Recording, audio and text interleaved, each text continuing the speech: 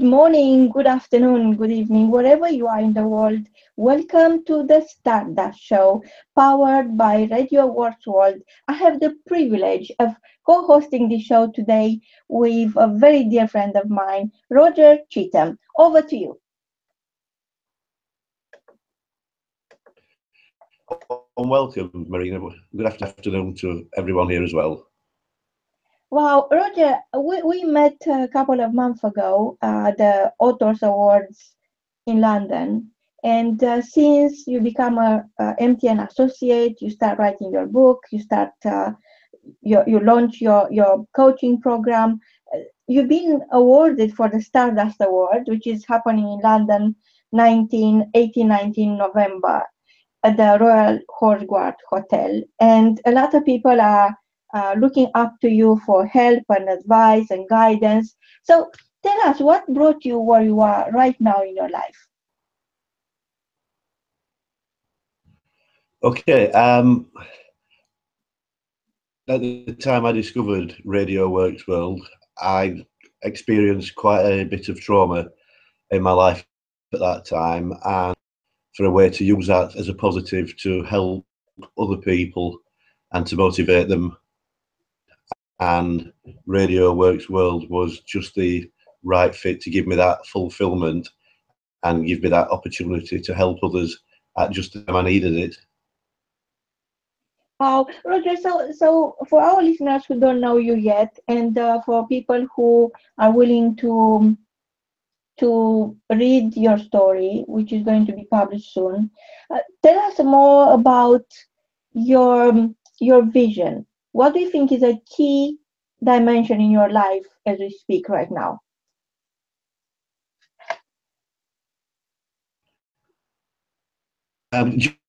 Just really key sort of motivate to help particular people who have faced trauma in their own lives, and to use what has happened to me to help those people move forward and live the life they deserve.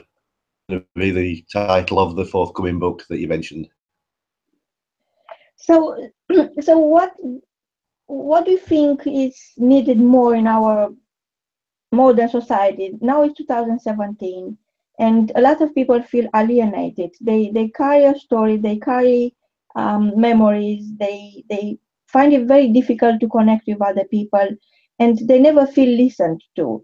So you are very good. You are an exceptionally good listener. What is that makes you such a open-minded person? I think what we need more is more focus on the positive. The name of the event that runs in Battersea each month, make the news. An organisation actually focused on making the good news, media focus, which tends to be in the world at the moment, and are experiencing negatives in their life. Important to dig deep and find the positive to come out of that, and to use that moving forward. Believer in that. I know that you yourself as a person, you have a heart of gold, and because you've been through a lot, you understand people coming from a tough experience, people surviving a challenge and turning that round into a great opportunity. And yourself right now, you feel empowered. You feel that listening to other people who survive trauma is not really accidental. It's almost like your full-time job. And of course, there are a lot of news out there, but you decided to join Make the News Association because it's a network of people who bring out the best in people, who bring out the good news. And the good news is that each time you survive any kind of trauma, each time you succeed turning a challenge into a coming back to life from a difficult challenge, you feel like making the good news, sharing that with somebody so you could inspire them. I think it's a lot of strategic thinking into your concept. And I wonder, what are the challenges that you faced in your own journey? Sorry, Marina, what are the... What are the challenges, the top three challenges that you faced within your own journey? The top three challenges that I've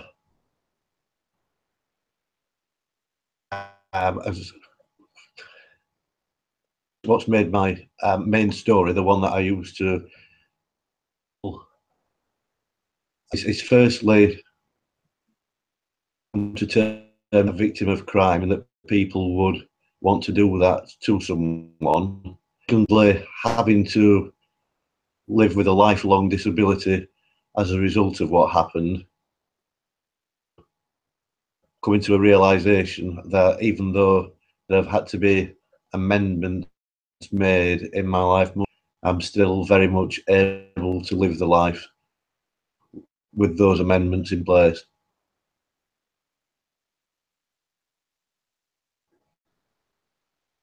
So when you discover yourself as a second chance, when you're being given the second chance to start life again, and this time considering that nobody is here forever, we are here for a limited time on this planet, but also that you have what it takes to, you have the strength, you have the intelligence, you have the ability, the empathy to understand others. You start listening more to other people.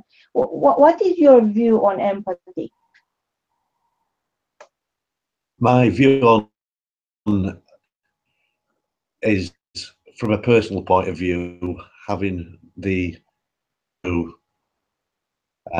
understand other people's feelings, if not actually to be able to self, which is that, whether it's a case of something that you've been through yourself, or whether it's just because you're a person themselves in the shoes of the other person, even though the subject may be polar opposite their view, you're still able to actually put yourself in their position and feel things from their feelings, to be able to understand what it is they're feeling. I also find empathy to be considered wrongly quite a wishy-washy emotion. People, because I think if you're a person who strength of character and open-mindedness that at least understand someone else's feelings, their feeling, then to me that has to be the strongest emotions going. Again, wrongly, it's quite often mistaken, which is more about sort of the pity and the sorrow.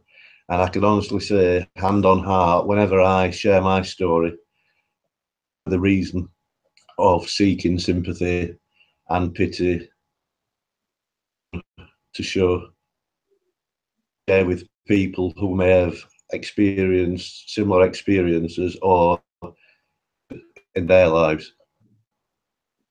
So it is for you helping people to communicate and solving problems through empathy. It's your main goal. And I know you told me that if it was up to you, you'll create a different, you'll structure education a different way. And I just imagine how different the whole world would be actually if somebody could teach us in school how to read and write empathy.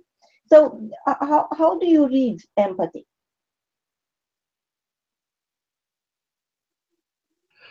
Sorry, I think I have a little bit of a take side again. It was breaking up a bit there. Could you just repeat the question again, please, Marina? Yes. How would you teach empathy? How would you help somebody to understand more what the person in front of them feel about a certain situation and help them be in their shoes? I think first of all, I would encourage someone to compromise their own beliefs or their own feelings on the matter, but at the same time, I think I would say sort of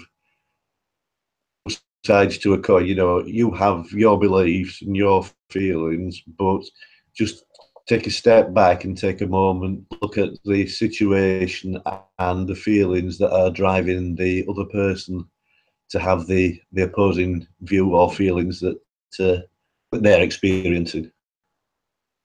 So in your view, empathy is almost the starting point of creating a better community, of making a change where people could help each other, could support each other instead of ignoring each other. So how do you see this happening locally in different communities?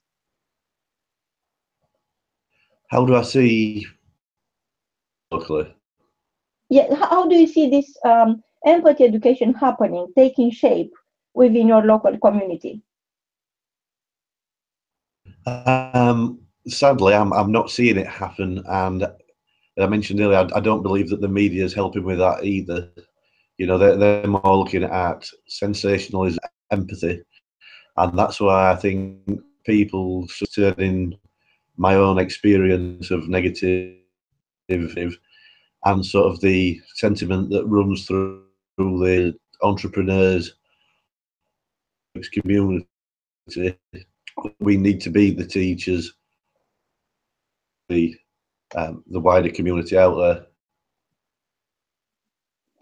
You know, Roger, I believe that each one of us owns empathy. We are born with it. But perhaps there is not enough courage within ourselves to share it, to display it. And it's almost like learning a different language, a new language. But I think it's a cultural trend to be cool, not to talk about your feelings, not to connect with people, not to um, create relationships based on affinities. What is your experience with empathy? How how do you think you can use empathy to solve communication problems? Personally, I'm a person who's more about contribution than I do believe that empathy starts with other person first. And I think if that was encouraged much more, it would be a much more empathic society.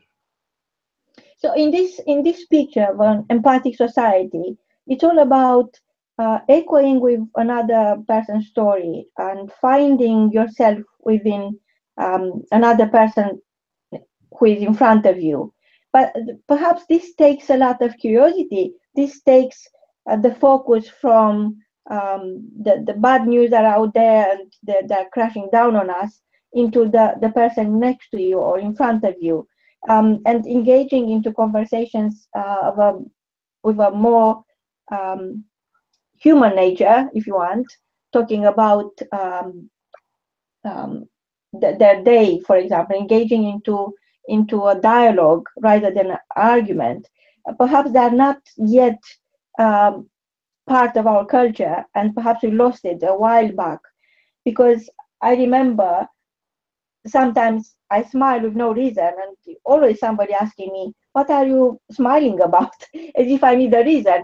But um, what is in your own view the the reason people, what is the cause of this situation we're all in, where everybody feels alienated, even when you are in a huge room? You know, there are a lot of people, it's very crowded, but you feel alone. Why do you think we came to this reality? Um, Again, you know, I don't want to seem like I'm totally anti-media, but there is a focus there on the negative rather than the good news, and I think as a result of that, the situation that you've described has evolved over time from the societal norm that we all accept. So you feel that developing empathy is developing a better communication with total strangers and with yourself, and it's a question of self-control, of engaging with people who are like yourself but very different, and accepting that while they are coming from the same place, they are all different and unique in their own way, and being respectful towards other people rather than aggressive or competitive. What is your view on being competitive? Again, we live in a competitive society, but I that if the only person that we competed against was, but with a view to doing that in a way, better versions of ourselves, I feel society would be in a lot more positive position now than it is. So there is a lot of we need to work and work on our social skills, and see that social intelligence is a tool, a very good tool to engage with other people, to create good relationships. And it is very hard for people to find the time to listen to somebody. You are yourself an advocate for empathy, but I just wonder where somebody could start to be able to earn others' respect, and um, being able to show them respect.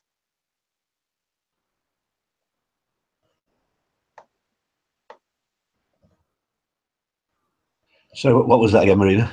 Yes, I wonder where do you think somebody could start to practice empathy?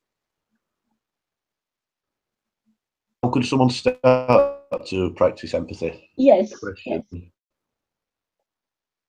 I think first of all they need to look within themselves and have an intention of first without actually comparing their own views, and just take the time to communicate and listen first to bond in that other person. I think that would be a great exercise for everyone to go out and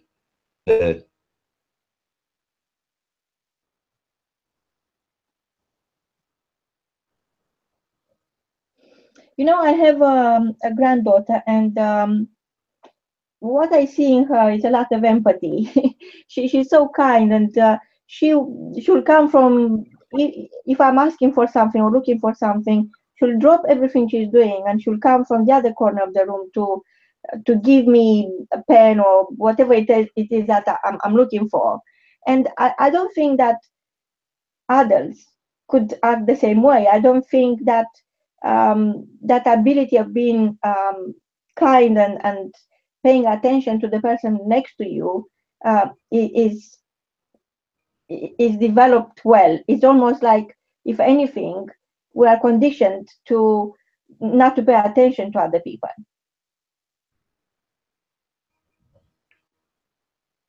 with that, and I think that's a great demonstration of empathy is something that is present within us at the kind of age of your granddaughter. Sadly, we do lose as we world.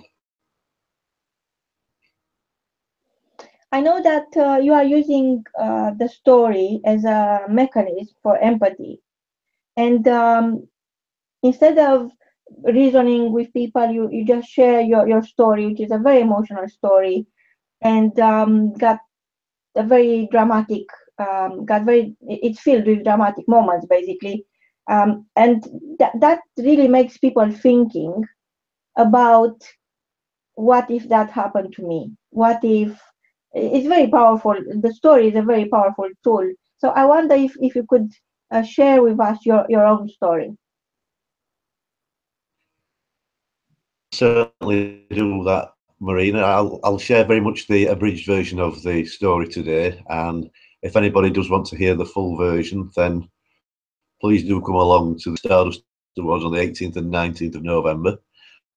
But the abridged version of it is basically back on the 2013, whilst walking my beloved dog Jasper, I was attacked by three strangers in masks with baseball bats, left for dead in the street, to a 4-month stay and period of several months convalescing back at home in the family living room, which also had to serve as my bedroom, toilet and bathroom as well.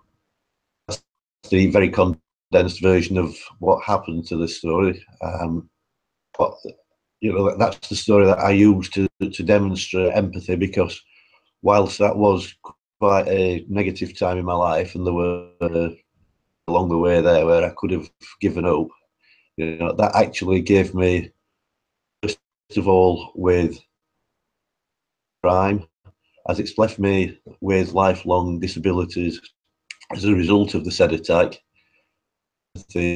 With people, spending 4 months in a local hospital has given me empathy with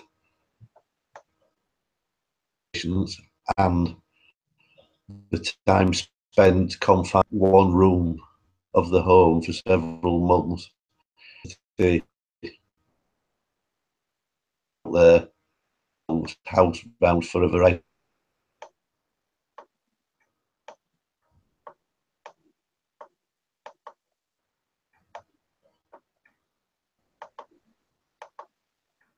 So, since you started your new life, since you've been given this second chance, you decided that life is short, time here is limited, and for the rest of the days which you are graced with, you want to help people understand each other. You want to help people turn violence into kindness. And in your own opinion, how would the world look like in your own mind when everybody learns empathy, when everybody um, starts to be kind?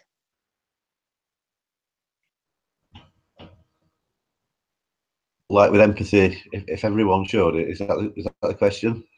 Yes, how the world would look like when everybody will embrace empathy. A much better place. I think is the short answer to that. With empathy for the feelings of the opposition, as it were, adversaries and such. It would certainly be a world without wars, and a much more peaceful place to live in. So, in terms of publishing your book soon and launching your book and connecting with your readers, who is your ideal reader? Who do you want to read your book?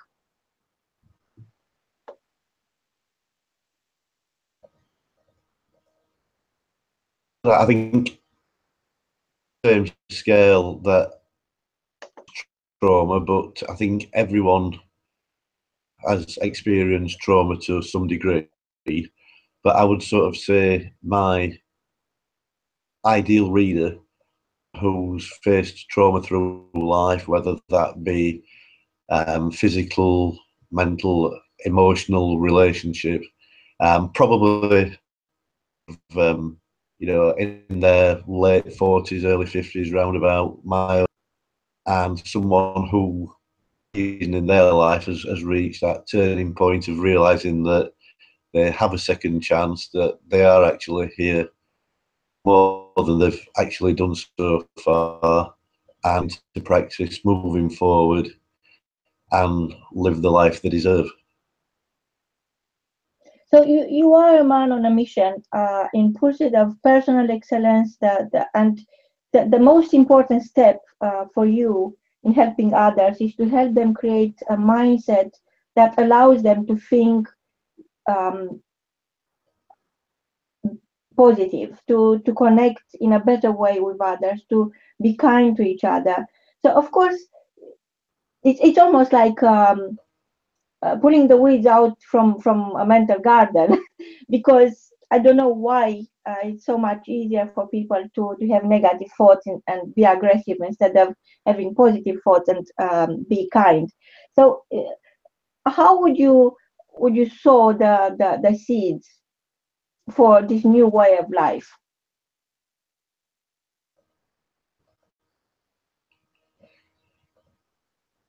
Um, I think the garden analogy is a great analogy there.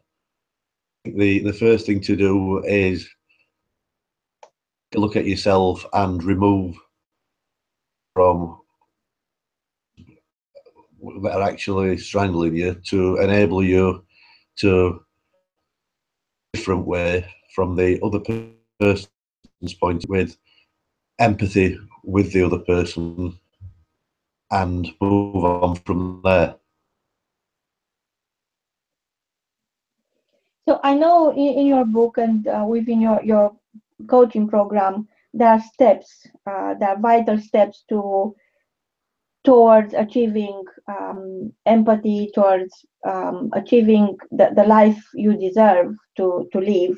And I know empathy is just one of the steps, but I just wonder, what is your key message for our listeners today?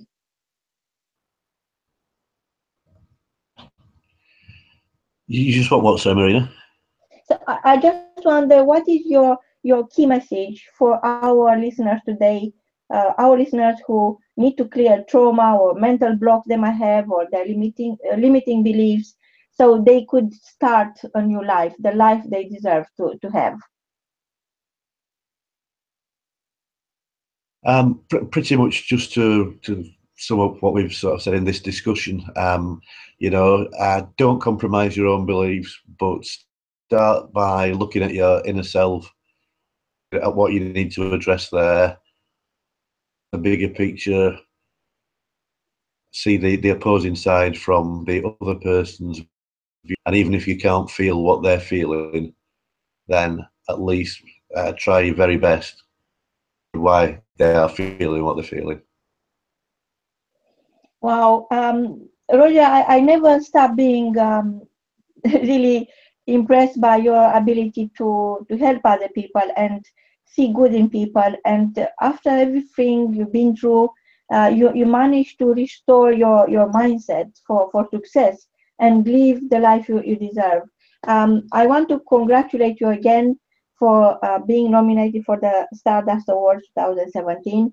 I can't wait to meet you again on the red carpet. Is where we meet most of the time. And I want to remind our listeners that when you have a good heart, you could allow yourself to love yourself, because loving yourself allows you to be kind to yourself, and kindness starts with you. From both of us, until next time, remember, you are Stardust.